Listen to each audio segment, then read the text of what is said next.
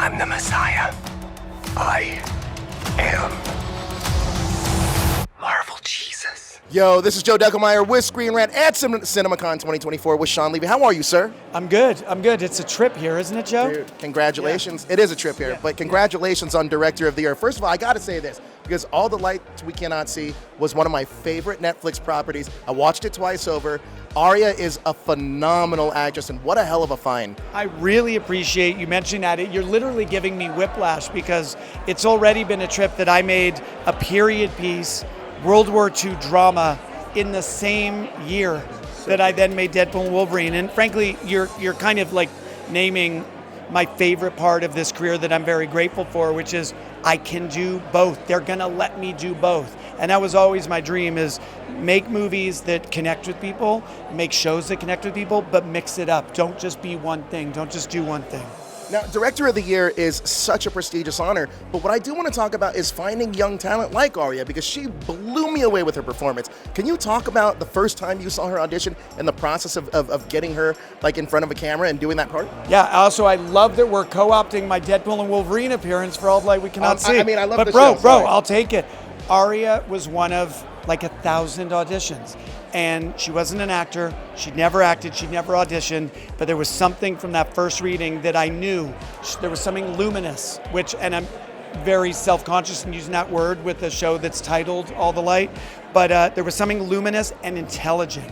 And I knew the acting, she needed to learn that on the job, but that force of intelligence was what we needed for that Marie character, and that she had from the jump. Well, look, I just needed to put some shine on that, because anybody that hasn't seen that on Netflix, stop what you're doing right now, go and watch that. But on to Deadpool and Wolverine, because I am so excited for this. Now, what was the guiding thought when crafting the dynamic between Wolverine and Deadpool? Well, I'll tell you, the guiding thought in crafting the movie was audience joy. Like, that was always the North Star. Yeah, it's going to be gnarly. Yeah, it's going to be funny. That's a given. But we wanted to build a great time at the theater for audiences. And so that's our goal. As far as crafting the Deadpool Wolverine story, I just felt privileged every day, because you're talking about two massive movie stars in their most iconic roles. And so it also gave me the opportunity. It's the third Deadpool movie, but it's not Deadpool 3. It's a different thing. It's very much Deadpool and Wolverine, and it's not trying to copycat anything from the first two movies that were awesome. But this is a two-hander character adventure. Now, Wolverine and Deadpool Deadpool and Wolverine marks our first rated R project in the MCU. What would you like to see? Would you like to see more characters kind of branch out and do the rated R thing? You know what? I'm not hung up on the rating thing. Sure. I know a lot gets said and written about it, but the truth is, I just like telling stories that are gonna be a blast for audiences. This one wanted to be R. That's the DNA of Deadpool.